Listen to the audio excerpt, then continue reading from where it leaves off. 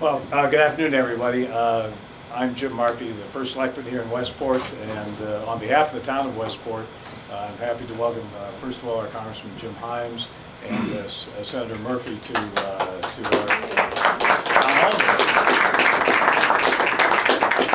hall. Chris Murphy has been a regular visitor to Westport, and we welcome him back as always. And I know, I believe the subject today is the Middle East, which is a topic that unfortunately is always out there, and certainly none more so than this week and this month and this year. So again, welcome, both of you. We're always happy to have you here as our guests, and I know everyone here is anxious to hear what you have to say and not so much what I have to say. So please go ahead. Thank you for being here. Thank you very much, Jim. Welcome everybody. Thank you very much for being here.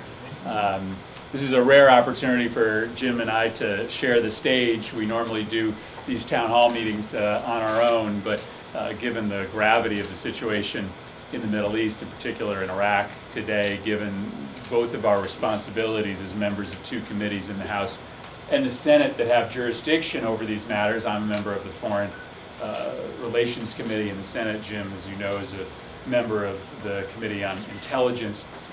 We wanted to be here together to seek some input and some counsel from you to answer some of your questions about American policy in Iraq and also broadly throughout the region.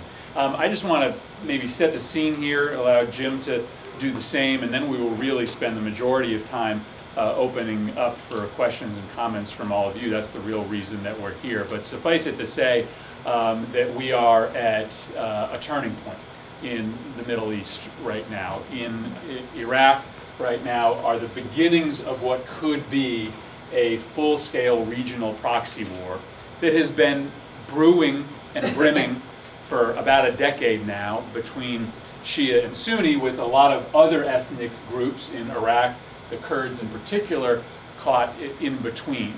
And it matters to the United States. It matters because leaving vast stretches of the Middle East to Islamic extremists poses a danger to us. It could be a training ground and a breeding ground for organizations that want to attack the United States. Again, it matters to us because irrespective of whether you supported or opposed the war in Iraq, I was a vocal opponent of it, we bear some responsibility for what's happening there now. The U.S. invasion of Iraq was one of the major destabilizing factors that has led to the moment that we have today. And it matters because there are hundreds of thousands of people being killed there. And well, we're going to talk today about whether there is a true U.S. national security interest in the sectarian war in Iraq, and whether, frankly, there's anything the United States can do to stop it. It should be a matter of concern to Americans when there's that number of people being killed in any region of the world. So we wanted to just come here today to tell you a little bit about our early thinking and then to hear from you. Some people are not familiar with the landscape of the current crisis, so I just want to run through two very quick maps that hopefully you can see. This is the very sort of rough sectarian divide in Iraq. You've got the so-called Sunni triangle in the western part of the country. You have the Shiite area in the south and the east, and then you've got the mostly Kurdish north. The Kurds' capital is Erbil, but their sort of cultural and center capital is Kirkuk. The second slide here shows you where ISIL has gained the most traction. You go to the second slide. So as you can see, ISIL has not only consolidated power in most of the Sunni area, but has extended control into substantial portions of the Kurdish area, in particular taking over Kirkuk. They now have advanced as far as only a handful of miles outside of Baghdad. And as you have heard in the news over the weekend, there's a new offensive being relaunched by the mostly Shiite government to try to take back Tikrit. We are overnight in Baghdad right now, and so there are conflicting reports as to how successful those efforts have become. But to suffice it to say, this situation is changing on an hour-by-hour basis, such that on the drive over here, President Obama just announced that he's sending 200 more military personnel, mainly to shore up American State Department personnel inside Baghdad. So I'm clear in my belief that there is a U.S. interest in the future of this growing sectarian war in the Middle East. But my thoughts on this, and I think as Jim will tell you his as well, are defined by my belief that there are serious limitations about what the United States can do to affect the situation on the ground. I frankly think that the worst thing the United States can do is to openly take sides in a sectarian war in Iraq. It was one of the reasons why I was one of the first Democrats, maybe the first Democrat in the Senate, to oppose the president's plan to militarily intervene in Syria, because I worry that we have not yet necessarily learned the limits of American military power in terms of trying to influence the politics of the Middle East, a place that we still don't quite understand to this day. And to show how confusing it is, this weekend the leaders of ISIL declared the new Islamic State, and that state does not recognize these borders. They will expand it as far as it goes, but for now that state essentially is the Sunni areas of Syria and Iraq. And to expose the potential weakness, I would argue grave weakness, of American policy in this region, right now our policy in a region that knows no borders is to align ourselves on the eastern side of the conflict with the Shiite government against the Sunni insurgency. And then on the western side of the conflict in Syria, we align ourselves with the Sunni insurgency against the Shiite autocrat, right? And as smart as you think the American military and State Department are, and I think there are some very capable, very smart, very dedicated people, trying to play both sides of a regional sectarian fight is likely impossible in the short run, the medium run, and the long run. And so I am urging severe caution when it comes to re-engaging in Iraq or upgrading our intervention in Syria. And before I turn it over to Jim, my one caution to the administration is that if the president is going to propose any new military action in Iraq, I think he has to hold himself to the same standard he held himself to in Syria. He has to come to the United States Congress for authorization. The old Iraq AUMF, the authorization for military force, is functionally obsolete at this point. That was an authorization for military force against Saddam Hussein. It does not give him the power to engage militarily against a brand new enemy in ISIL.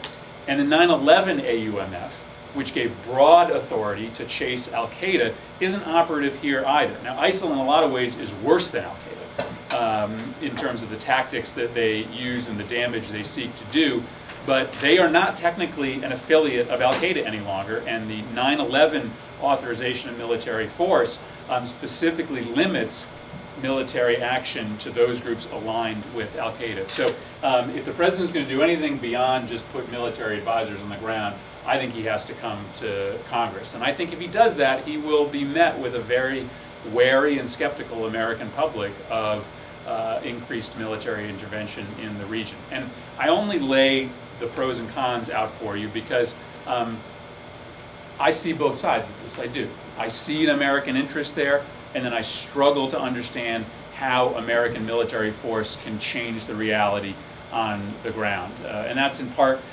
even given a preview as to where my prejudice lies on this question, that it's important for us to have this conversation. Jim and I have been close friends since we both started in the House together, Jim 2 years after I did, and I think we both rely on each other to try to sort through these complicated questions. That's why we're glad to do this together.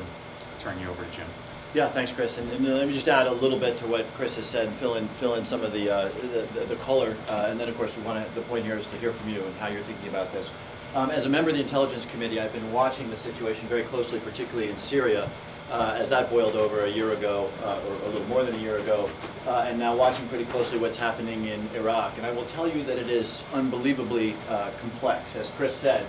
Not only is it Shia versus Sunni, you've got Alawites here and different versions of Shiite here, you've got tribal issues, you have different sort of extremists. Sometimes we say Muslim extremists, but you've got to be sure you know what it is you're talking about. The Taliban is different than Al-Qaeda, is different than ISIS. They have different objectives, different ambitions, very complicated. The overlay, as Chris said, is also artificial. And I raise that point because sometimes it seems to me in Washington that the apparatus says we need to stand up for the integrity of the Iraqi state. You'll notice that these lines are largely straight. These lines are straight because, as Madeleine Albright so wonderfully puts it, these borders were drawn by British and French diplomats lying to each other in ministries in Paris and in London after World War II. So when we say we need to stand up or commit... I said two? I meant one. 1918. Sorry, World War I. When we say that we should stand up for the integrity of the Iraqi state, we better ask ourselves the questions about whether the Iraqis believe still in an Iraqi state, because as the previous map showed you, you actually have at least 3 different groups of people who, partly naturally, but also because the sectarian violence has been so intense, are at a point when it's not clear that they want to live together. Now let me just, in the interest of being very short, I think I share most of Chris's point of view on this. I've been struggling for an organizing principle, how to think about the mess. I just intuitively feel like, as Chris said, it's a bit odd in Iraq to be supporting a bad, and I'll just use the phrase, a bad Iranian client leader against a Sunni insurgency when we're doing exactly the opposite, supporting a Sunni insurgency against a bad Iranian client Shiite leader in Syria. That's not a comfortable position to be in.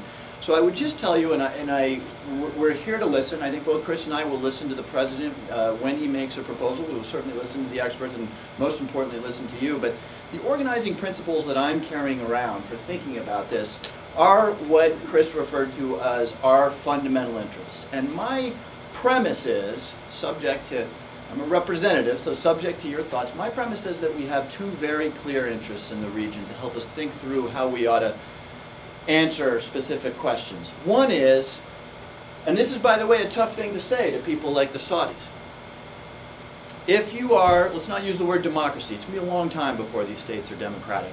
If you have a more open rather than less form of government that is responsive to people in one form or another, if you treat women reasonably well, if you treat your minorities, whether they are Alawites or Sunnis or whatever they may be, if you treat them relatively well, if you abide by international conventions and norms, if you abide by agreements that have been signed, if it's Palestinian Israel, if you are that group of people, we will be your friend. If you are not, we won't. And by the way, not being your friend doesn't mean we're sending troops or anything else, but we will align ourselves with people who share our fundamental values. And again, that's not an easy thing to say, because there are allies for whom that is not true. Point number 2 is, and I think this gets to where and when should we specifically intervene. I couldn't agree more with the Senator that we need to avoid at all costs joining somebody's team. And I have this nervousness that advisors going in to help Maliki is coaching one of the 3 teams there. Where I think our interest lies and our commitment lies is that as Iraq and Syria, whatever they may be, and there are a lot of countries, and by the way, it's Somalia and it's Libya and it's Egypt and it is Morocco and it is, you know, it is certainly Afghanistan. As these countries figure out what form they're going to take, an exercise that must be led by them, we will do all that we can through the United Nations, through NATO, through whatever we need to do to see that that happens as peacefully as it can happen. However, if anybody, whether the Taliban in Afghanistan or the Sunnis in this area here or the radicals in Syria, if they nurture, sponsor, protect, or support terrorists who have ambitions to go after us, to go after Israel, to go after Europe, to go after Russia, if that's who you are, as my friends in the intelligence community say, we will find, fix, and finish you. And we are doing this all over the world today in a way that is comfortable in some ways and not comfortable in others. Remember, we are struggling against terrorism in Yemen, in Nigeria, in parts of Kenya, in Somalia, in Egypt. The list of countries goes on and on.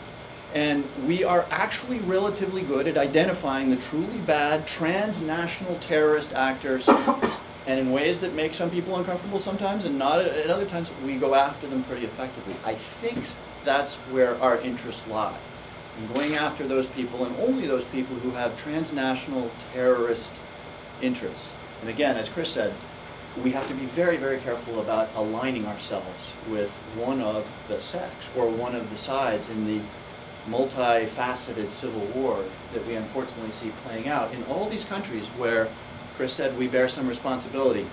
When a Mubarak goes away, you know, a Mubarak, a Saddam Hussein, an Assad, through brutal mechanisms, can quash temporarily sectarian fights. When they go away, as we're seeing in Egypt and Syria and Iraq, those fights emerge in a big way.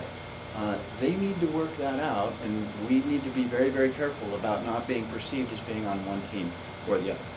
We build this as being a forum on some topics broader than Iraq. This is the current crisis, so we wanted to begin there. But as a framework for questions, you know, we are now only about 2 months away from the deadline on nuclear negotiations with Iran, at a moment in which all of a sudden we find ourselves on similar sides temporarily of a fight inside Iraq. News of the 3 teenagers being found in Israel, and a potential new front against Hamas being opened in the West Bank or in Gaza. Clearly we can talk about the ongoing crisis in Syria. The president has now proposed a major new investment of American dollars in training and standing up the vetted elements of the moderate Syrian opposition. Many can question as to exactly how we would figure out who those people are, but there are a lot of questions in the region, and we'd love to talk about all subjects we want to talk about. I have a question. Like I say, I like what I'm hearing from both you and the Congressman about your thinking of the approach to the issues, and letting the people there in the region sort it out amongst themselves. And along those lines, I ask, what would be so bad about Iraq splitting into Shia, Kurdish, and Sunni areas? Since it appears at least Turkey and Israel are moving in the direction of recognizing the Kurdish Republic of Iraq. And certainly Iran would have no problems with the Shia state in southern Iraq, and it might even be a solution to some of the problems in Syria. I wanted to get your thoughts on that. Well, I will just add one complication in that it is only a partial temporary solution, in that it still recognizes arbitrary borders. So, for instance, the Islamic State that was declared this weekend has at its genesis the idea that the Sunni area of influence does not end along this arbitrary border, that if you are going to create a Sunni state, that it extends beyond the western border of Iraq. More problematic is the idea of Kurdistan, right? So Kurds would love to have autonomy in the northern part of Iraq, but so would Kurds in Syria and Turkey as well, and their overall long-term goal has been to consolidate the Kurdish areas through a series of states. And so one of the things to think about is, for instance, if you gave autonomy to the Kurds in the north, you could potentially see Kurds from the other countries come and resettle in this area, or you could create a whole new conflict by which you have now empowered a Kurdish state that seeks to expand its borders into Syria and Turkey as well. Listen, I think this is the conversation we have to have. Yeah, I mean, I think we pointing out on Turkey, yeah. it appears the Turkish government seems to be saying, the Deputy Prime Minister said the other day that he considers the recognition of the Kurds in Iraq as a separate region pretty much inevitable, and they're already selling oil to Israel. I think it's the way you have to think. I just posed the question that you probably have to think about these borders and new states in a way that is broader than Iraq itself. And by the way, they probably have to work together, because the oil is here, the refinery is there. Yeah, So we'll now do the oil Sunni up and the here. Shia states sort of need to make a commercial deal to work together. Of course, the other thing you worry about, and we're going to, I'll be quiet after this, is the nature of the caliphate. That could be destabilizing to Jordan. Again, it's up for the people there to determine how they will be ruled. You take some confidence in the notion that people over the long run aren't going to want to live under a 7th century caliphate, but you'd have to be very, very careful about the destabilizing quality of that Sunni state. Try to get to everybody. Go ahead, ma'am. Yeah. A couple questions. First, it seems to me that the Wahhabi Sunnis have been behind so much. They're behind the madrasas in Afghanistan and Pakistan.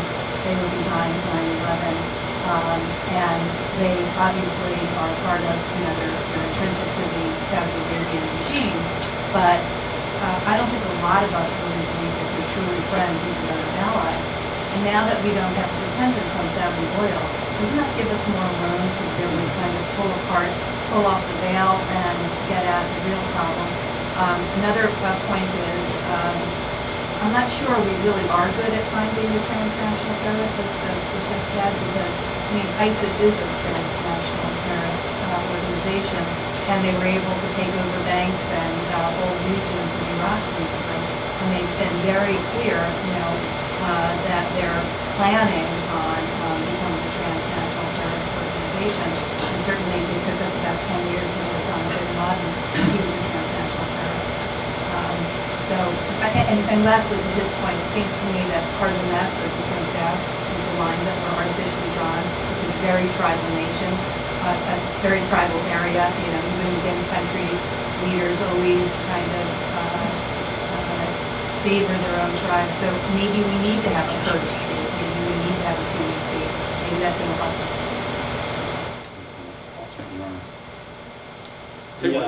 the It's important we understand ISIS well. I've been watching these guys hard for a long time. They are an awful, awful group of people. So awful that Al-Qaeda actually kicked them out because they were killing a lot of Muslims. And Al-Qaeda has learned, they've developed a little bit of a sense for PR over time, and they kicked them out. First of all, our intelligence community estimates that there's somewhere in the neighborhood of 10,000 of them total.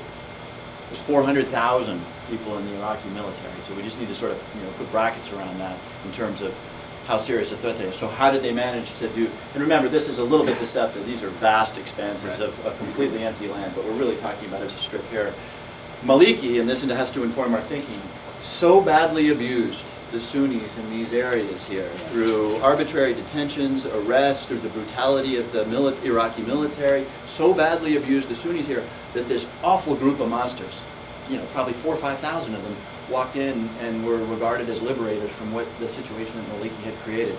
And though we don't know these guys very well, because obviously if we could find them, we'd do something about them, it's not clear that they are like Osama bin Laden. They have this vision of a caliphate. And I asked this question of some guys in the intelligence community last week. They are very bad people, make no mistake. But their vision really is of the creation of a true Islamic state in this area. It is not clear that, like Al-Qaeda does, that they have fundamentally a transnational mission. We just need to bear that in mind. Again, it's a diverse group of very bad people, but we just need to remember who they are as we think about how to deal with them. I have a very deep and abiding pain when I hear you talking about the possibilities of intervention in a region that it seems we've learned nothing from what 100 years in the past. The British seem to calculate the same kinds of arguments and presentations to their own people. And I fail to see that we're not repeating ourselves and repeating history in the failures of the past. I'm not disputing the kinds of things that you described as regional flashpoints and groups of individuals who have vested interests in establishing their own territories. What I fail to understand is why we need to be there, and why we need to expend the kinds of resources in treasure and in blood all over again. I think you need to do a better job, and the President needs to do a better job in explaining those issues and being forthright. That's not exposing ourselves on the intelligence side, but being forthright in why we have to be there. Because I have a feeling that whatever happens in Israel, or what happens in Jordan, or what happens in Saudi Arabia, these tenuous alliances that we have with all of those that I've just named have a potential of dragging us into another war, one that's more pernicious than the one that we just had.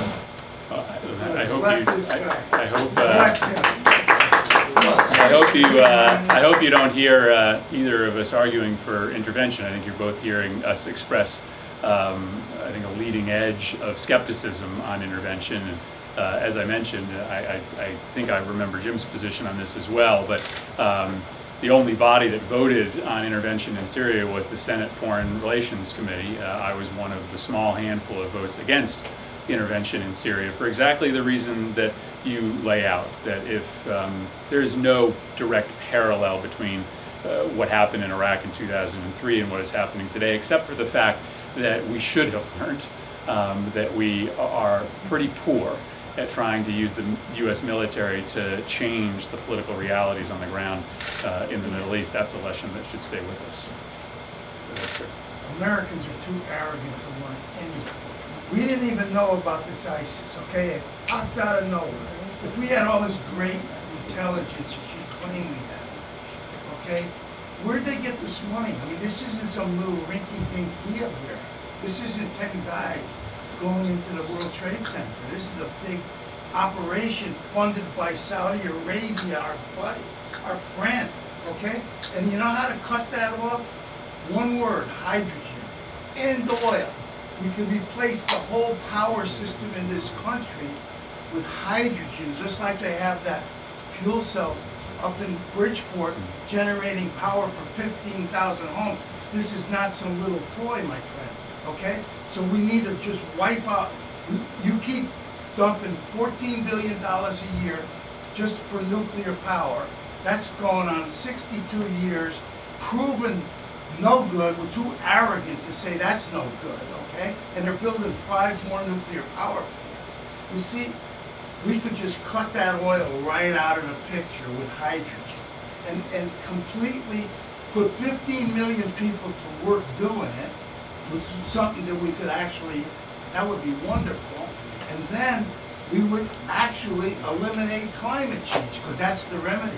There's no CO2, there's nothing. It's pure. Okay? So why wouldn't you do it? Right now. I don't mean this fiddling and diddling for only about 20 years and these crazy numbers that you people keep coming up with. Okay? I mean, like, if you're going to really do it, let's get doing it, like, now. Forget this deal. Let them kill each other, do whatever they want. Yeah, of course, the reality is that we didn't have to wait for this crisis to have a giant blinking sign that the United States should become energy independent. We talked about the Wahhabis for a second, right? I mean, for the last 20 years, 30 years, we've been filling up our gas tanks, and it's not 6 degrees of separation between when that money that we hand to the clerk at the store ends up in the hands of extremists that are organizing against the United States, because it goes to the Saudis, who send it to the Wahhabis, who invested in a madras somewhere out in Waziristan that recruits people to organize against the United States. And so, listen, I agree that this is yet another advertisement for why the United States should become energy independent. But frankly, shame on us that we haven't seen all of the other reasons to do that over the last several decades. We started exporting oil recently, first time in many, many years. I thought we were at the cusp of being energy independent, oil-wise. Yeah, we have increased oil and gas development in the United States such that it cancels out, theoretically, our need from oil from the Middle East. And the debate right now, and we can have it another time, is over whether we keep that newfound gas and oil for ourselves or we export it. You have to get a permit in order to export from the United States, and that will come with a small national security price to the U.S. if we put that resource out on a world market. But by the way, there's a whole other debate here that is well beyond the scope of this evening. But yes, the Bakken field and other development, Texas and elsewhere, is helping on the oil side. The real story, and this would split this room, I promise you, the real story on energy independence is natural gas. Okay, and as Steve says, No, you it's know, hydrogen. It's not natural. Steve, where does hydrogen come from? Water. It's free, man. And solar It uses power. a lot of natural gas. Anyway, let's not go too far down this No, path. this is a problem with you, okay? No, it comes from water, H2O. Did anybody go to school here? Takes energy to do that. You gotta turn Right, it hydrogen. it's solar, hold on, chief. We got solar and wind. We should be building gigantic platforms. Let me return to the Solar and overarching wind point, which is to that generate the electrolysis Steve, to can we get listen to our those. congressman, Okay.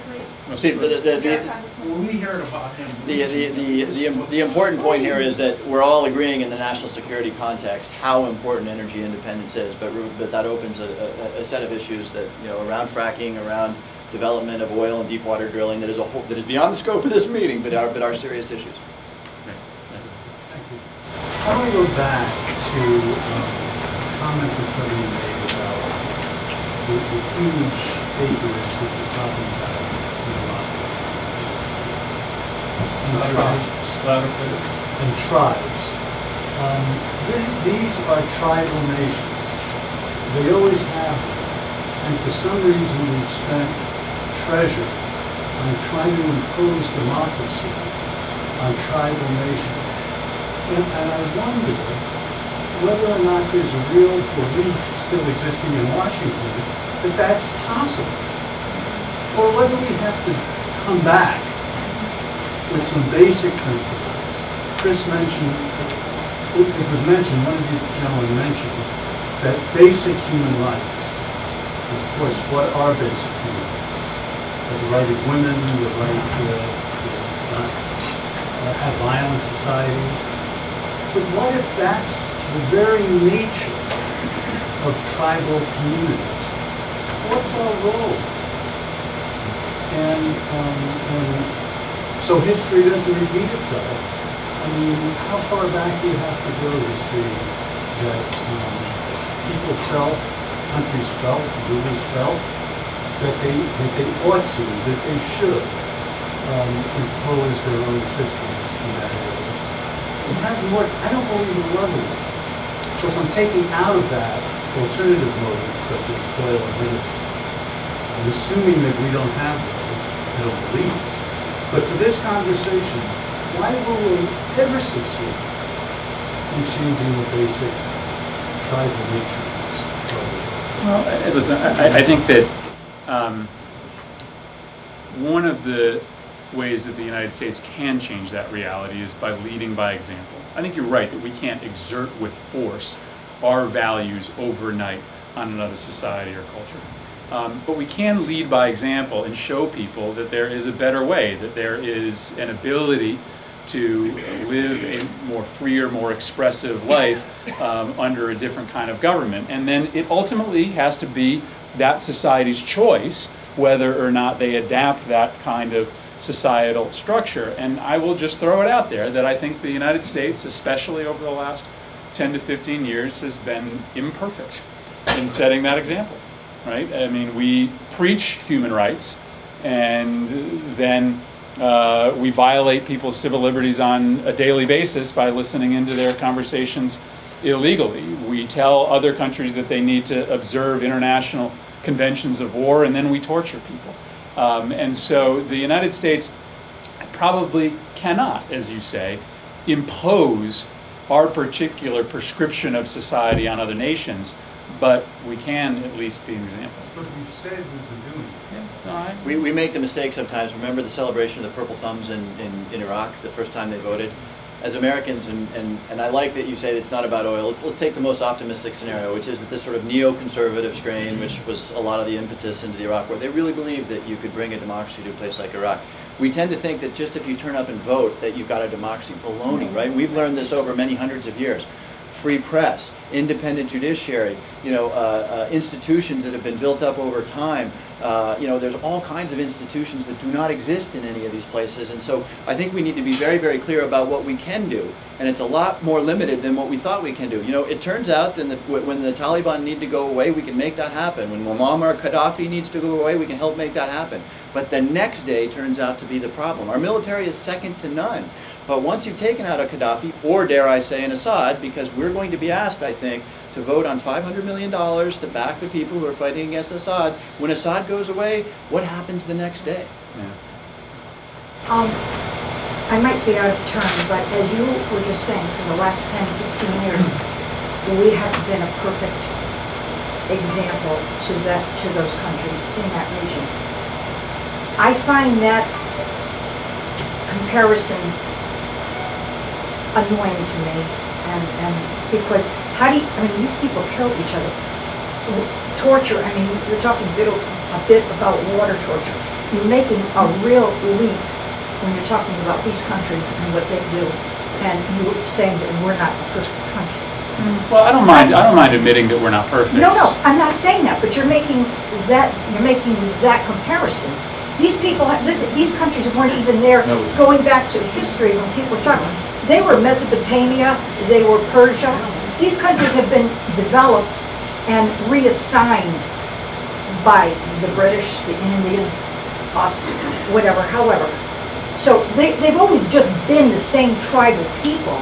They just have different names that we've ascribed to them, as they have different countries and boundaries. Yeah, but they've been the same country and the same rules for 12 centuries, or going back to the 12th century. Right. Well, two things. One, it is not inevitable that the Shia and Sunni are in conflict, in war against each other. They have actually lived, well, they have lived for long stretches of history next to each other and intermingled within each other. And so we shouldn't just assume that the default in this region is constant warfare. And I may have just been inarticulate in how I was trying to critique U.S. policy. The question was, what should the United States be doing to try to inspire people to greater degrees of civil rights and human rights? And I just think that it's probably a good idea for the United States to try to lead by example. Not everyone will listen, not everyone will follow our example, but probably not.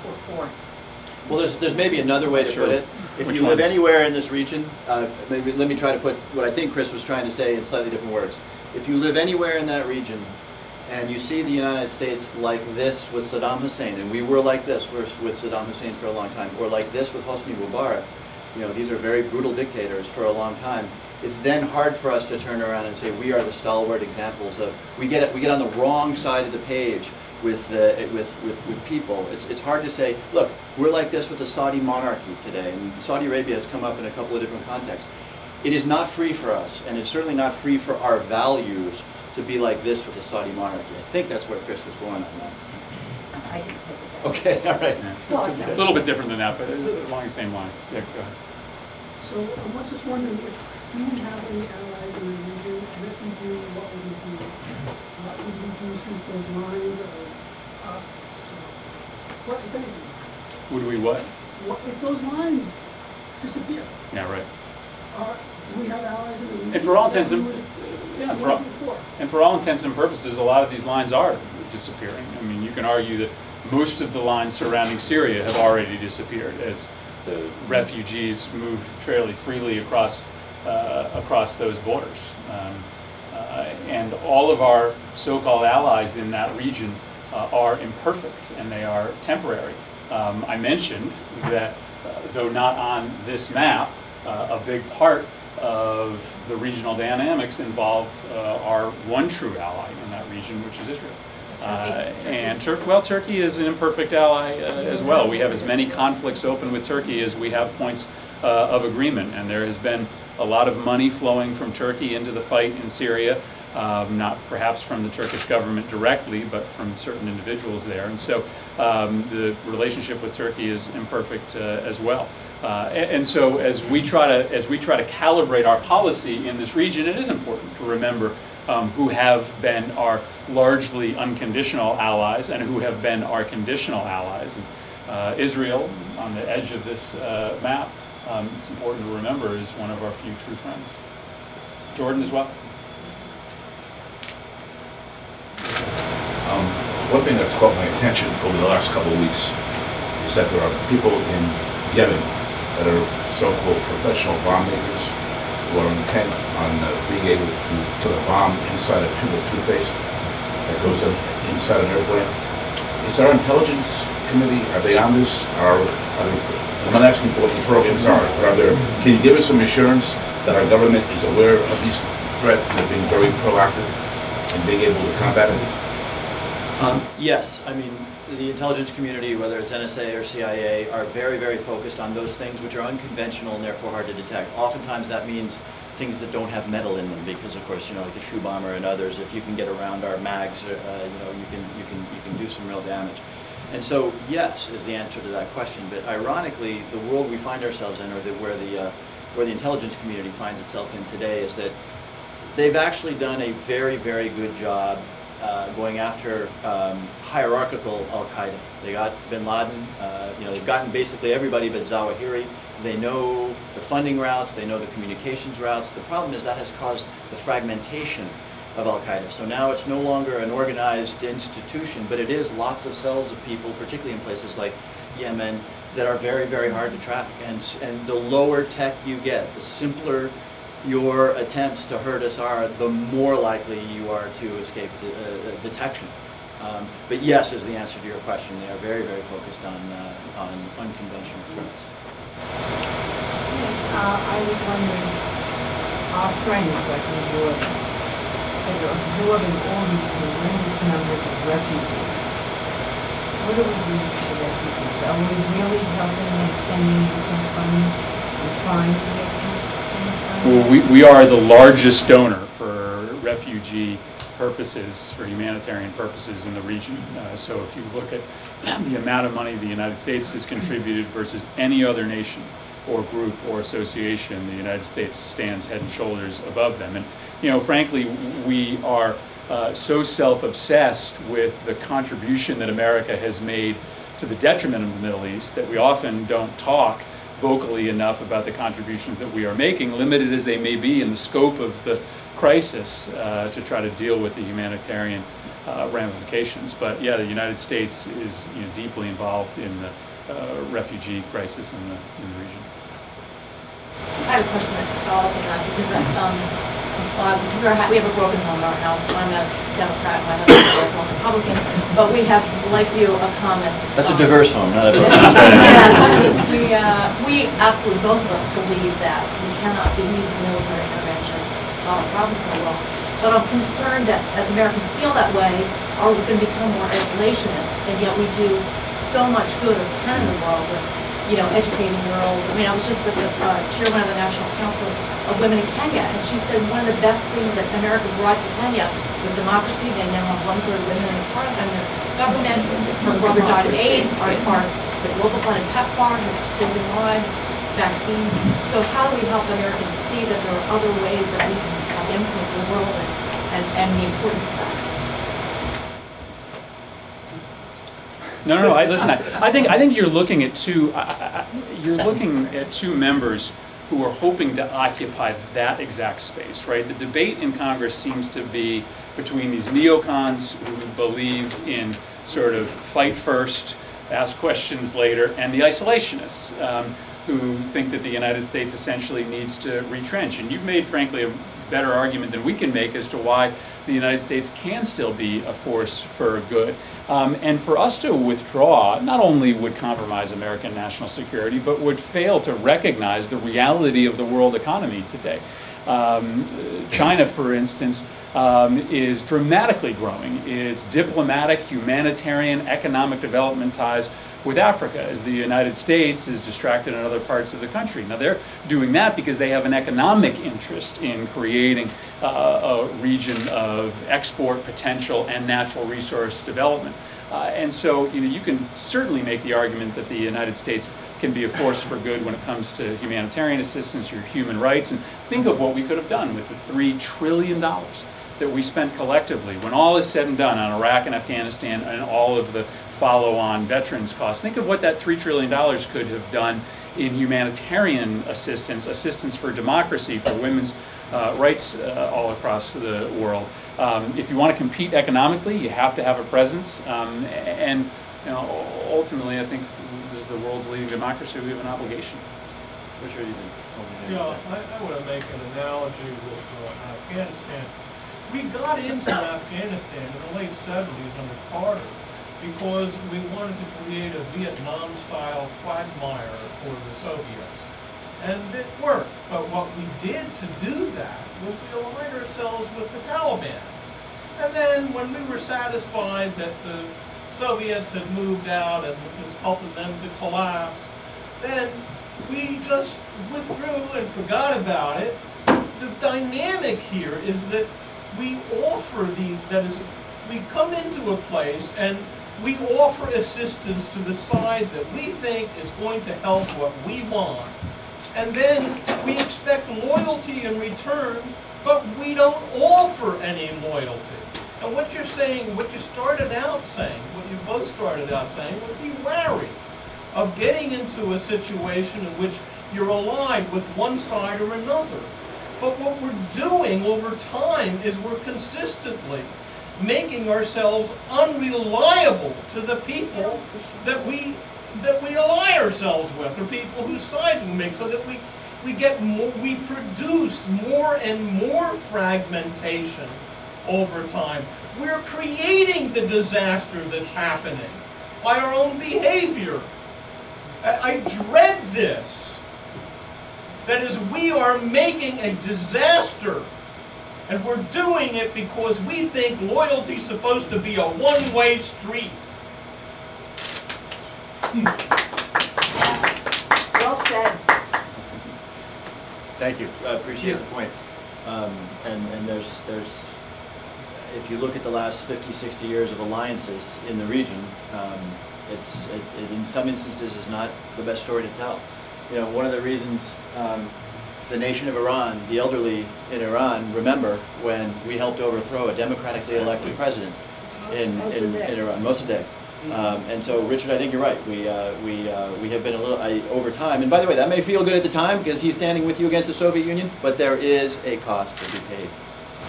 So, I think what you're telling us is that no one has been able to articulate a positive path to a successful outcome in this region right now.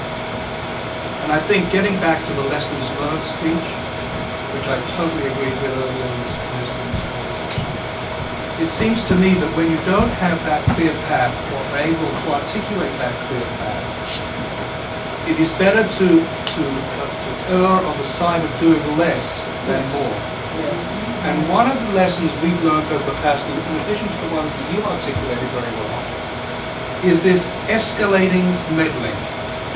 And what I feel is happening now, because there is not a clear policy that you two guys are trying, obviously, legitimately trying to articulate what should we do without being able to describe a positive path to an outcome. Is this 200 more? It's 500 million in arms going to a set of people we can't even describe in Syria. This is the way we get into trouble, guys.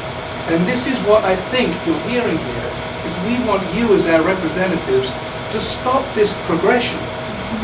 Stop if we can't really articulate with confidence an outcome, policy, in my judgment, has to be to err on doing less. We know, as a matter of fact, over the past 50 years of foreign policy, that military intervention does not make friends for the United States. We know that as a fact. So why are we escalating the meddling? Right.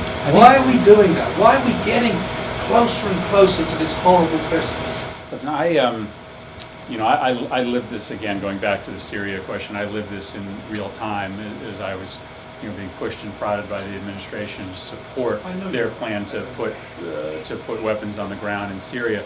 And I understand some of the rationale that ends up in American hubris. It's this idea that if there is suffering in the world, if there is chaos, then as the most powerful nation, we must be able to do something to cure it. And I think you're right, that with some exceptions, and some notable exceptions, over the course of the last 100 years, the United States has shown to be at times powerless and at worst counterproductive when we try to treat those wounds, and I think this is potentially another example of that. We've heard what your two are articulating, and thanks for your time and your public service. But when was the last time, and we right now we have an administration that kind of acts independent.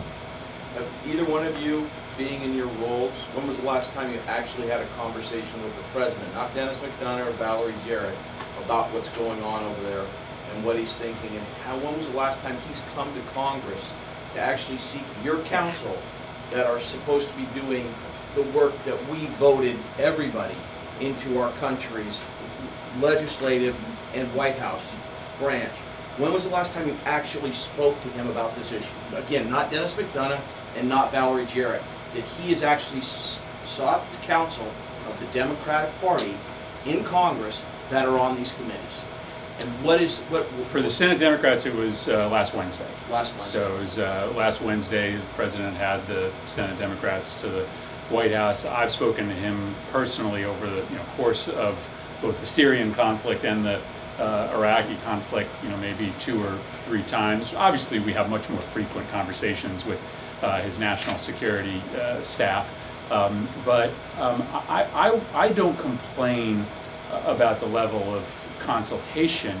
I think that the policy has been wrong at times, and I hope that the president's decision to come to Congress prior to military strikes in Syria has set a precedent that requires him to come to Congress should he propose anything more than a select number of military advisors and security personnel. What about you, Jim? I'm feeling like chopped liver right now.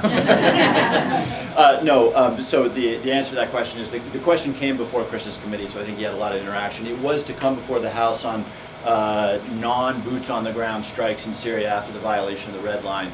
I was dragged in, you said not McDonough, I was dragged into the Situation Room with a bunch of other guys who were kind of national security oriented on intel, and got to hear from the vice president and from a lot of his top staff, but then all of a sudden it wasn't going to happen, so that conversation stopped. I will tell you, though, that I do think that one of the structural problems that we have in this country, and set aside this president, I know this president hasn't gotten a lot of cooperation from Congress, so this president has said, I'm going to try to govern with a pen and a phone. I get the politics of that. I do believe that in 50 years now, war-making powers have shifted far too close to the executive. Article 1 is clear as it can be. We, as elected representatives of people, get to make decisions about the use of force. Now, the president has commander-in-chief authority and everything. I happen to believe, I don't know if the senator is on the same page as I do, but I happen to believe that starting probably 50 years ago, a little bit too much of that authority found its way out of our building and into the Oval Office. And I think the more we can do to kind of pull some of that authority back, I think we'll be in better shape. I fundamentally agree, and I think it's in part because Congress has enjoyed not having to make the tough choices. Right? Congress didn't have anything to say about the airstrikes in Libya because it was just too hard, and so it was easier to let the president make the tough decision. I think it's time for us to take a comprehensive look at all of the authorizations for military force that the president has. Do you know there are 15 separate authorizations for military force that are still on the books, that are operative on the president? Many of them are irrelevant and expired. But I'd go even a step further than Jim.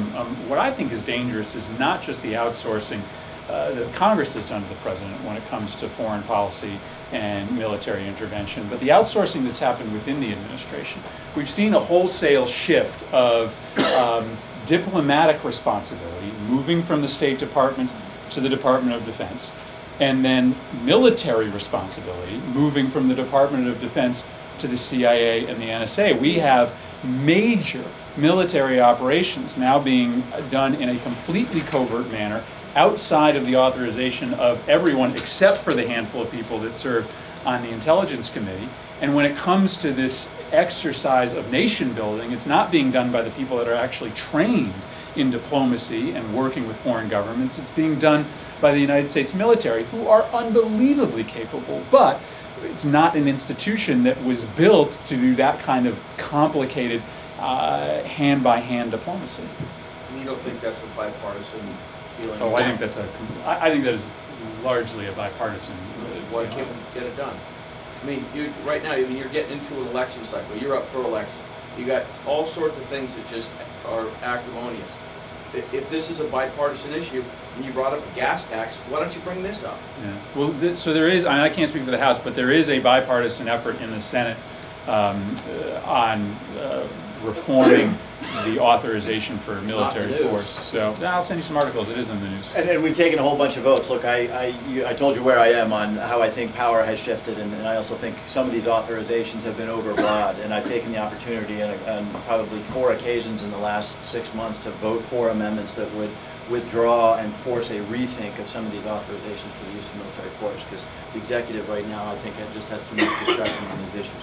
All right, let's get people who haven't asked questions yet. Senator, thank you for Just go across the back there. just a couple of points that you guys made, and I just want to kind of reinforce it. I'm supportive. One point you both made was we should have some modesty going forward. Another is that we should support long-standing friends. And the last one is that we do have strategic interests here. And I think it is complicated, but I think it's important that you balance those strategic interests. Thank you. When the U.S. withdrew militarily from Iraq, they left a largely pacified country, generally agreed by our leadership that it was pacified. They had their elections. They elected a president who you guys continually say that she or she is not a good guy, but he's an elected president. There had to be a large segment of that population across all 3 tribes that wanted that to succeed, or it never would have got to that point. And as we know, outside forces came in after Hussein was taken down and started the civil war. That's what happened. That's how Californians came in. So you had, although we all know this was drawn up artificially, a century ago, you had to have a lot of people who wanted that thing to succeed. So now we're at the point where you have a terrorist organization coming in. What I want to know from you guys is, do you not think it is in the Americans' interest to see that Baghdad does not fall to a terrorist state, which would give it an industrial state? A terrorist group would now have an industrial state with Baghdad and all that represents fell. Do you feel that that is the main U.S. interest in the area? And do you feel that that's worth fighting for, if you will, to prevent that from happening, instead of just saying we're taking sides with the tribe? That's what we don't want. A terrorist state that's hostile to us getting its hands on an industrial economy. I clearly concede that there is a U.S. interest in preventing Iraq and preventing Baghdad from being controlled by a terrorist organization. And the question in all of foreign policy is a question of weighing the U.S. interest against the consequence of action. And I think what we are both expressing here is skepticism that there is a United States-led solution to this problem. And I think the first part of your question speaks to that difficulty. You are right that when the United States left, there was a lid on the sectarian war, but it was a temporary shaky lid that came off the minute that we left. Why? Because Maliki was much more interested in settling old political scores than he was in running a country, and once the U.S. political and military advisors weren't there stopping his bad behavior on a daily basis, he essentially purged the government of the Sunnis. When the United States stopped paying off all of the different tribesmen in the Sunni triangle, that flow of money was no longer available, and it was replaced by money coming in from other groups. The ISIL funds coming from Gulf states and different rich individuals in the region. And so the difficulty is that, yes, while the United States is occupying, we have a chance at keeping the lid on the conflict.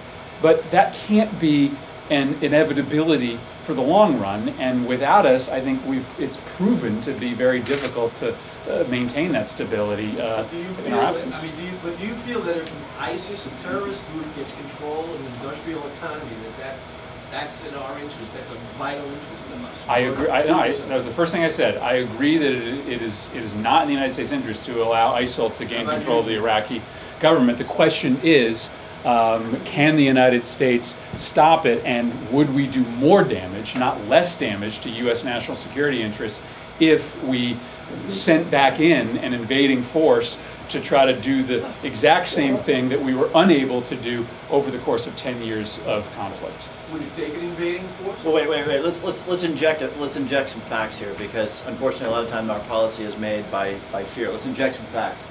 The areas that ISIS have taken were almost exclusively, certainly supermajority Sunni. And by the way, they don't much like them. Baghdad is 15% Sunni, 85% Shia. There are some Sunni cities just to the south of Baghdad, but this whole region, including Baghdad, which again, remember, this is a nation of 33 million people, and we're talking about 5,000 or 6,000 ISIS people. This is 85% Shia, and this whole region is Shia. Now, what's going on in Baghdad right now? This is not a good thing, I think, but Shiite militias are forming. Sistani, other Muqtada al-Sadr is forming up militias. I think the reality of the situation is not that 5,000 guys with machine guns and pickup trucks are going to take over a city that is 85%, hating them. It's much more likely that we're going to be living with this split for years to come. Which isn't good. Which isn't good either. Which doesn't serve our national security interests either. I think it's easy to say where our national interests are, and we don't want to see Baghdad fall. The really hard thing is to say what America can do about it. I don't think right now it's clear we don't have a good strategy. The thing that worries me about ISIS is that they seem to be a particularly brutal terrorist group that, instead of trying to hide their atrocities, advertises them as a way of, scaring their opponents and showing people just slaughtered. And it worries me that if this continues and we start seeing on our TV every few days slaughters of innocent people, it's not going to be in the hands of the president and even Congress to decide which way to go. People, even though right now I think America is very circumspect about going back in there, I don't know how much we can sustain on our TVs every night, slaughters of people.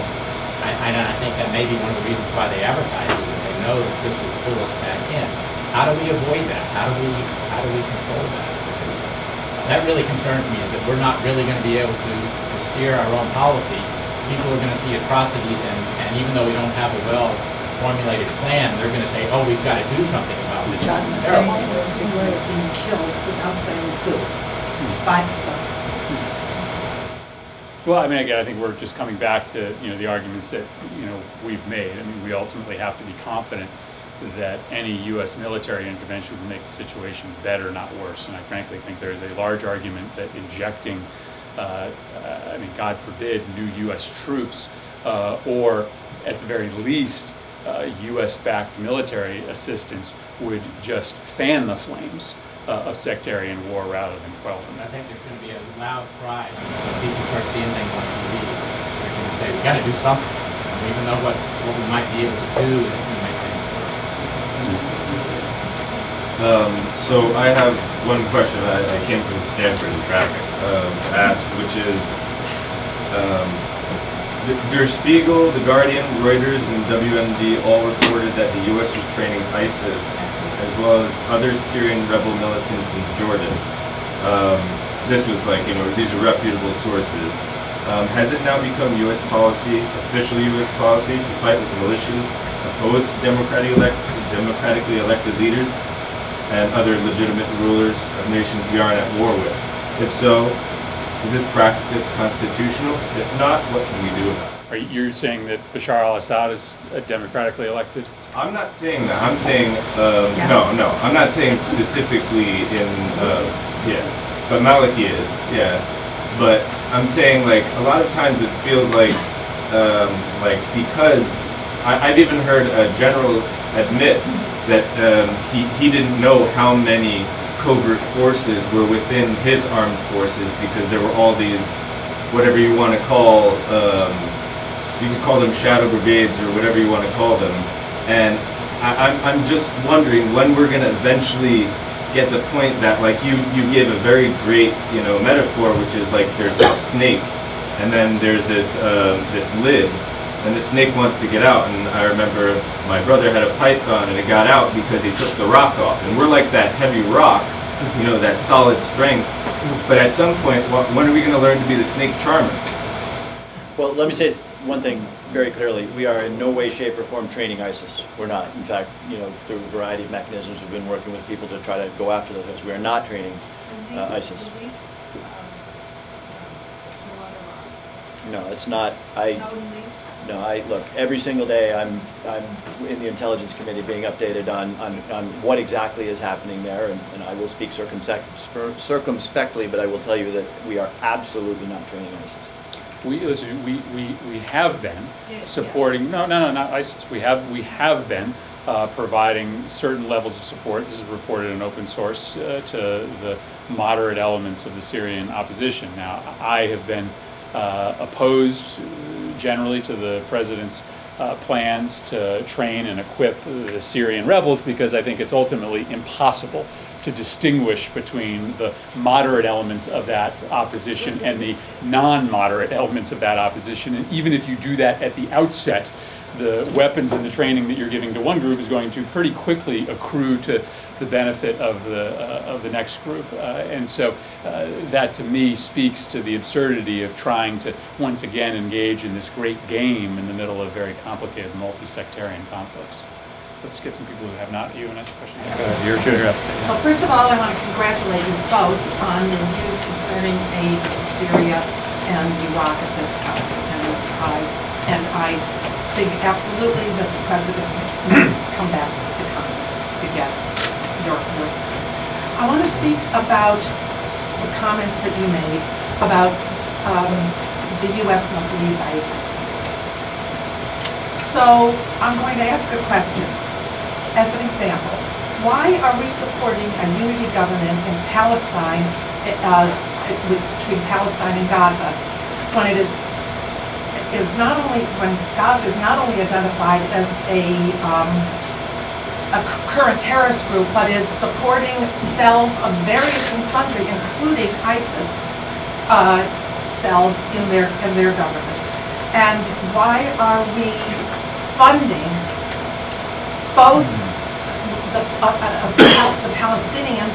Why are we funding why is our government funding a government that we have pressured I'm going to quote you, our only true ally, Israel? Why did our government support funding, releasing the terrorists from the jails, people who, you know, want to talk about bad things, people who killed babies in the middle of the night, people who did any number of things?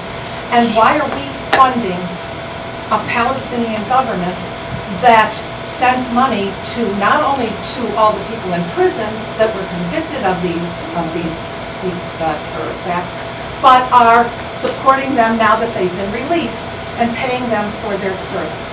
This is one example, and you say that these are our only allies. If we're doing this to our only ally and supporting terrorists in this way, this is an example to all the rest of these terrorists that it's a good thing to be a terrorist if you want to get your mission is. And so, could you comment on that? Yeah, well, we aren't supporting the so-called unity government. In fact, we walked away from the peace process the minute that coalition was. No, we didn't. Excuse me. We didn't. We did not. Recognize the unity government. No, we did not. We have always recognized the Palestinian Authority. When they came up, and I think shocked everybody with this merger with Hamas, we didn't end our support, but we never formally recognized. We never recognized that government. I don't know what formally recognized means, but certainly all the news wires. Well, you do raise an important question. Look, this I think caught everybody off guard. What was it, 2 or 3 weeks ago, when all of a sudden we wake up to discover that the Palestinian Authority, which we have been supporting, as you know, hopefully we've been supporting it with training and dollars. We woke up to discover that they and Hamas had made a deal. Now, Hamas, let's be very clear, Hamas is legally speaking a terrorist organization. And so I think where we go from here has everything to do with what this new entity looks like. It didn't happen overnight. They were talking about it and talking about it. And at the same time that we support the Palestinian Authority is the government that is sending the money to the terrorists in giving them a daily wage for while they're in prison and supporting them when they get out of prison. This is an example that the whole rest of the region looks at and says, you know, the U.S. supports terrorists. It's a good thing to be a terrorist. I mean, it's not a... Why are we... Well, I mean, listen, ultimately, if you're going to have peace in that region, it has to be brokered between two sides of that debate. One of the sides, obviously, is Israel, and our best chance at having another side that we can find a true, ultimate, long-term peace settlement is the Palestinian Authority, warts and all. But that's our best shot. Terrorists and all. That's our best shot at that's a peace bad in the region. example for the whole region. Okay. You know, June, I'll tell you a story. I mean, I'm Yeah. not even talking about that conflict specifically. I'm talking about it as an example of how we support terrorists.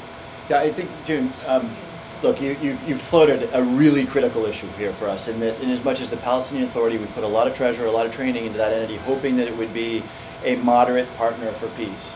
Then they merge with a group that we have defined as terrorists. But let's use language carefully, and let's see where this goes. For example, I talked to some intelligence, some Israeli intelligence people at the end of last week, and they were thrilled by the cooperation they were getting with the Palestinian Authority in trying to track down these 3 guys who were kidnapped, who tragically we discovered dead today. But my point is simply that let's be careful about, you know, yes, none of us like the fact that there is now a unity government with Hamas, but let's also be careful about exactly what that entity looks like. That wasn't my name. Right. But remember, the reason that we have been supportive of the Palestinian Authority is to show Palestinians that if you align yourself with a more moderate element within the Palestinian society rather than Hamas, there is reward, right? It is funding terrorists while they're in jail and when they get out, supporting something that we want to be There's a gentleman over here who hasn't got a question. I think like that. Hi, how's it going? I'm an Army veteran. I was in Afghanistan for a year in 2010. I know you guys aren't war hawks, but I just wanted to say it, that one simple reason why we should never go back to Iraq for any reason like this, at least not right now, is that you see on the news the heaps of uniforms, the mass desertion of the Iraqi army.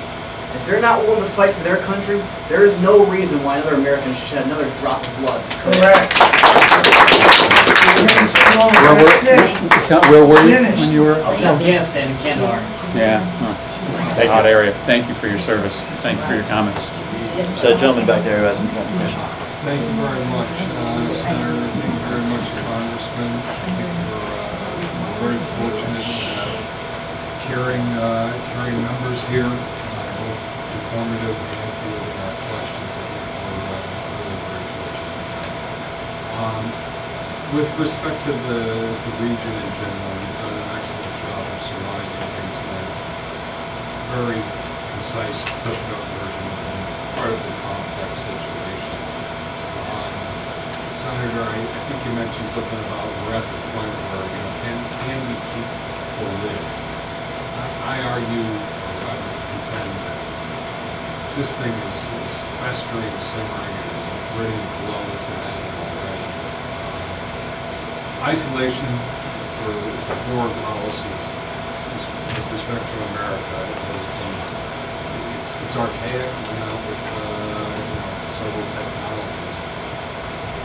What can we do, perhaps, and instead of thinking about, you know, what can we do in there with force? Goodness knows there is enough money coming out of the Gulf states and elsewhere. There are enough weapons in the region.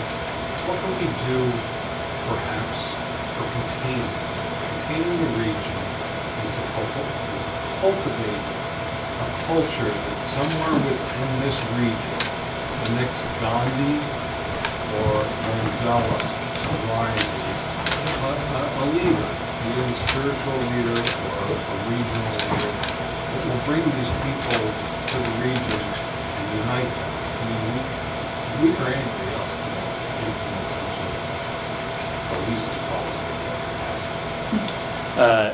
Some of you might have seen a column that Tom Friedman wrote over the weekend, I think, called Firefighters and Arsonists. And his piece was all about the conflict between the arsonists in the region, the Bashar al-Assads, the ISIS's, the Baghdadis, and the firefighters. And you can debate who he categorizes as firefighters, the people trying to put out the fires, but he puts people like Sistani and Zardari on that list. And his point is that we should be supporting the firefighters and hope that ultimately they win out. It is an interesting question as to whether some of the instigators in the region, when they look at this potential disaster straight in the eye, will continue to fund the fire. Much of the money for ISIS does come from individual donors coming out of the Gulf states, coming out of some of the Sunni countries. Iran clearly is already prepping and preparing some of their allies in Baghdad and around Baghdad for this inevitable conflict. And some of the most important work we can do right now is with them. It's not inside Iraq. That's important if we can convince them to form some unity government. But if the players outside Iraq in the region decide that the costs to them of a proxy war that could make Syria look like a church picnic, that might be our best shot to try to ultimately contain this or stem the worst of the violence. Chris, I was very much against us going into Iraq, as you were. I'm happy that we left. We're in Afghanistan. The president said we were going to be out at the end of this year, and now it seems that we're not. We're going to leave behind a residual force. So given what's happened in Iraq, which is awful but somewhat predictable, the same thing is likely to happen in Afghanistan when we pull out. And in my point of view, I don't see any difference from pulling out today or 5 years from now, because sooner or later we have to pull out. But so my question is this: are you going to support us leaving Afghanistan as soon as we can, recognizing that it is very likely to have exactly the same scenario there, different names, different players, same ideas? I think it's a difficult parallel. I think the situations are remarkably different. Consequences aren't dissimilar. But I'm supportive of the president's new timetable. I do think that it makes sense to leave behind a small force to finish off the training activities and to continue to monitor counterterrorism operations in the region. There are a lot of smart people who think that when that small number of forces leave, that the Taliban will retake control of the country. That being said, it hasn't been a particularly good last year and a half for the Taliban. When I was last there in the spring of 2013, there was talk of a major spring offensive from the Taliban that was essentially going to be the precursor to the eventual recapture of the country. Well, that massive spring offensive didn't happen, and in fact the Taliban has been largely on the run over the last year and a half as the Afghan army continues to get stood up. I don't know what the future will bring. I recognize that there is a chance that there could be a full-scale civil war in Afghanistan, or there could be another takeover attempt by the Taliban, but I'm largely supportive of the president's timetable to have all of our forces out of there within about a year and a half, but leave behind a small force to finish the job from now until then. Jim, could you answer the same question? Yeah, I maybe have a slightly different approach than Chris does. I actually don't trust Karzai a lot more than I trust his counterpart in Iraq in terms of constructive.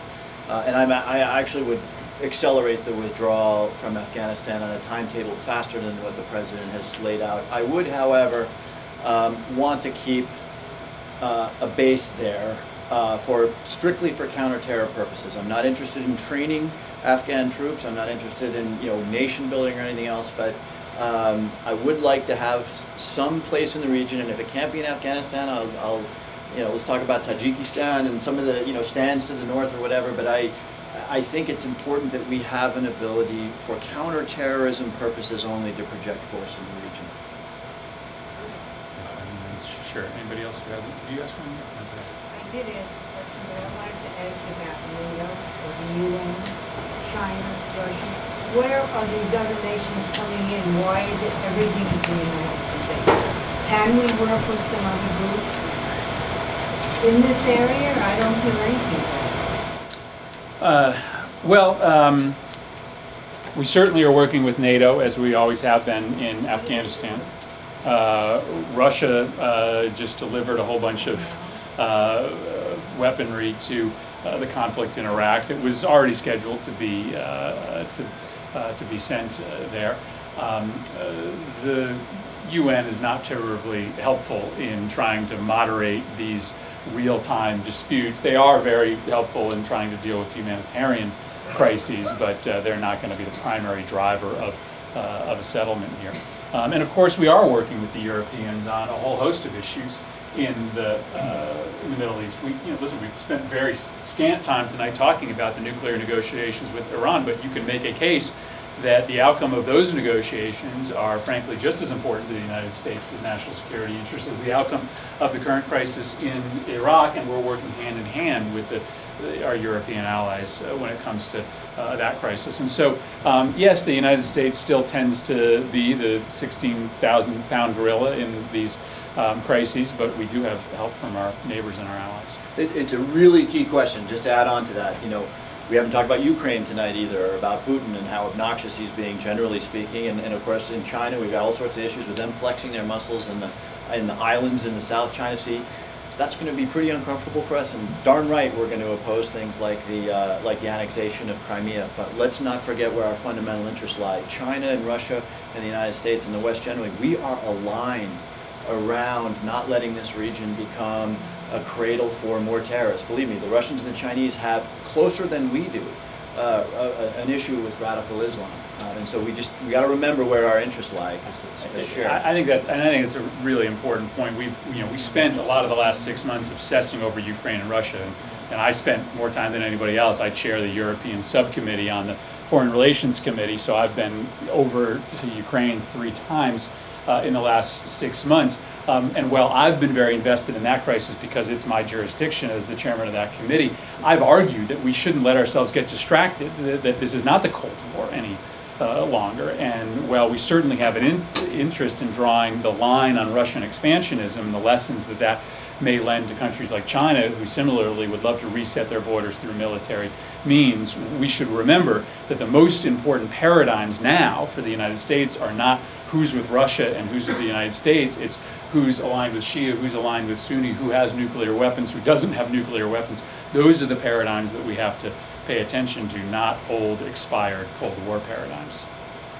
All right, we got time for maybe, okay, one we'll do, you two are the last two. We'll do second round, quick second round. Your comment and idea, and I think this is an idea that might address the excellent point that was made by this gentleman. One of you made the point, and I think I've heard it several times tonight, that we haven't been historically very good at being reactionary to the destructive belches that we see periodically in the Middle East. And someone else made the point that when we focused on issues long term like these and other things, we've, in a more strategic, non-reactionary way, we have had some success. There's been a lot of studies that indicate that the most extremist nations in the world tend to be the nations with the most extreme gender relations. And that if you change the gender relations from the inside, in an area of the world where there's gender apartheid, I mean, we did some things where far fewer people were affected in South Africa in a very systematic way. If we were to encourage countries that are like Kuwait, which is finally giving women the right to vote, if we were to systematically bring in groups and work with the DOC to encourage these nations to lift women up, I think we'd hear more moderating voices in those nations. We'd change them from within, and I think we'd work a lot better than moms, and I'd like to hear about that.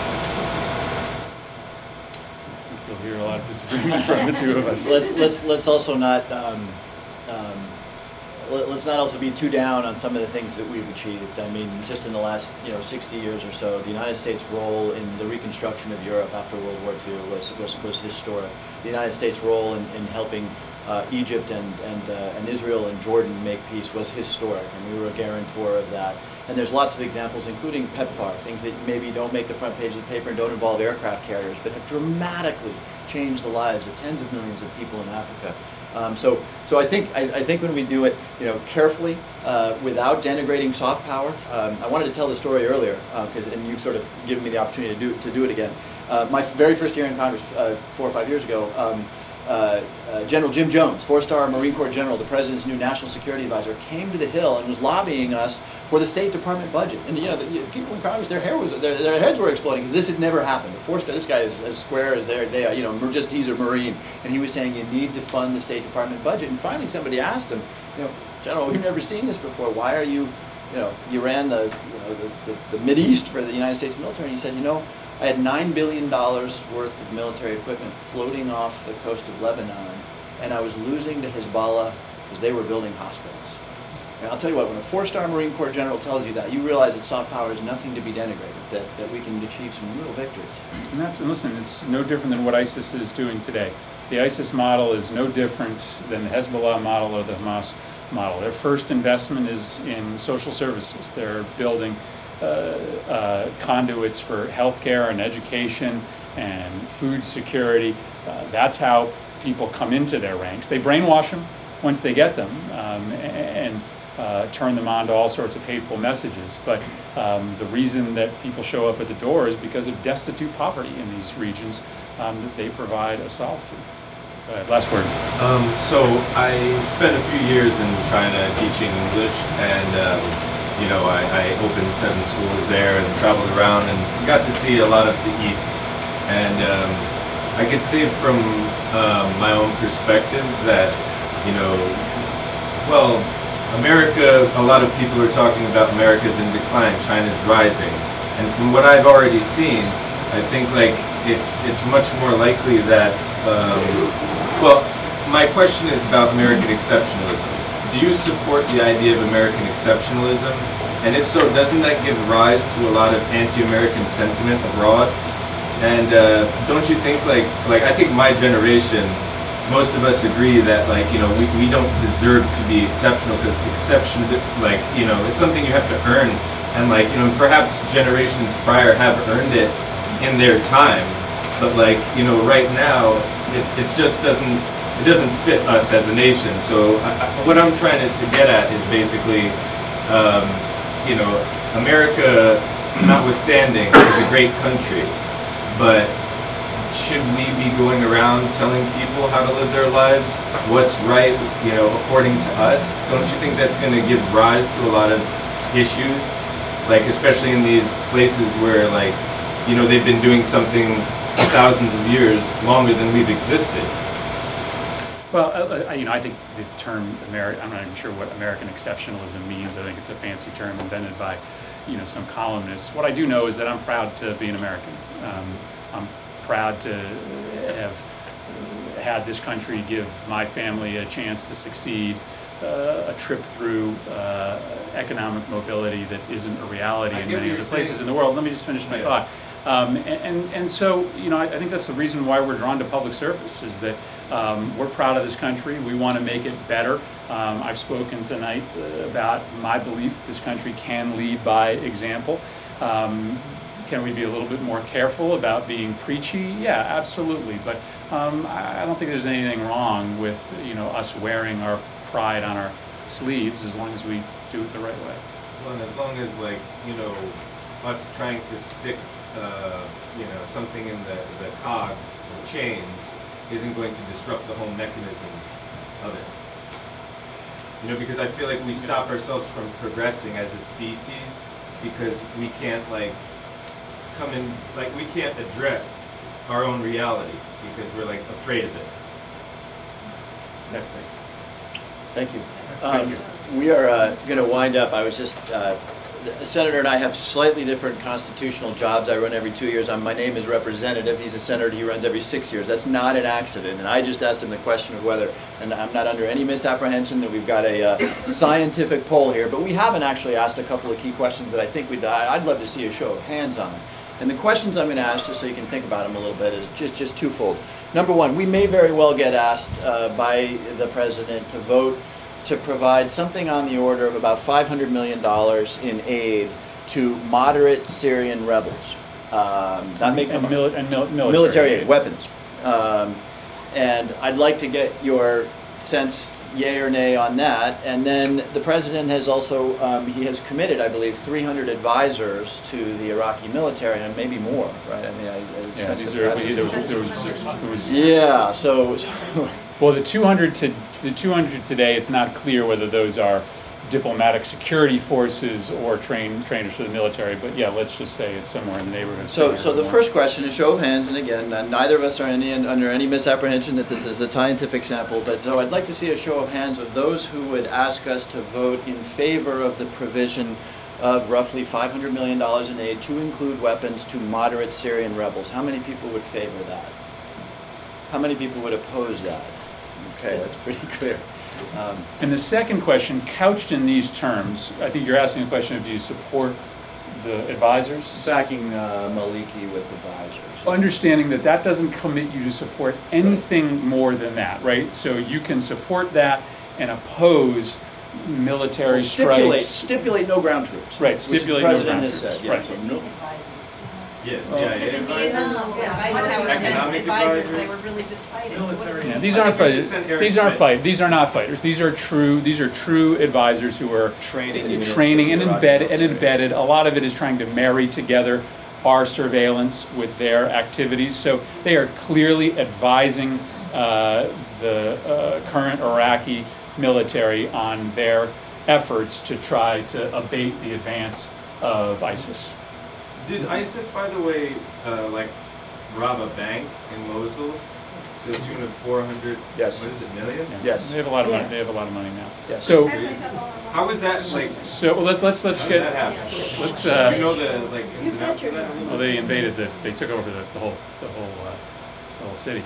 All right, so go. Let's. Yeah. So okay, we've been clear on what we mean by advisors, and again, there may be we may not have a chance to vote on this because the president claims the authority, I guess, to send these advisors. So the question is, in this room, let's say there's been a commitment of 300 advisors and potentially 200 more. Maybe it sounds like maybe that decision has been taken. But how many people in this room would oppose that as a policy? Can I ask Oppose. before we vote? Yes, June. Did we advise Nagi before? Yes. On what he should be doing? Yes. So we have. So now our advisors are going to be advising him now. Right. So we obviously we have been advising him for a long time. Even after we left that country, we have continued to advise him from afar. But this is now a deeper level of engagement with on the ground forces. So it's not a new allegiance. Is it for our intelligence or for his? Why don't we? So, yeah, okay. So let's leave this behind. The advisors will be training Iraqi military units. They will be doing some surveillance. They will be doing some intelligence activities. They will not be engaged in combat. Now, whether that's true or not a year from now, I don't know. But let's just vote on that as a policy prescription. So the question is, how many people in this room oppose those 500 advisors being made available to the Iraqi regime? Okay, how many people support those? As long as there's no ground troops. Okay, we stipulated that. Okay, that's interesting. Yeah, that's very interesting. You guys ask too many questions. You make very bad members of Congress. I bet. What are they advising? I mean, 500 people. Who do they advise? Well, no, they're embedded. I mean, they're embedded with the military. Why don't we send drones? Well, we have. Hit Assad with a drone. I'm just joking. Listen, let me just finally, before folks break up, this is going to move very quickly, and we may be asked to take votes on a variety of different proposals here, and so this I know goes without saying, but though we have different titles, our job descriptions are the same. We're there to represent all of you, so just know that our doors are wide open, whether it's on email or phone calls. By the way, you're looking at hopefully two of the more interactive senators and representatives there are, so you can find us on Facebook and Twitter as well. We'll try to get as much information out to you as this debate changes so that you're up to date. Thank you, everybody. Thank you.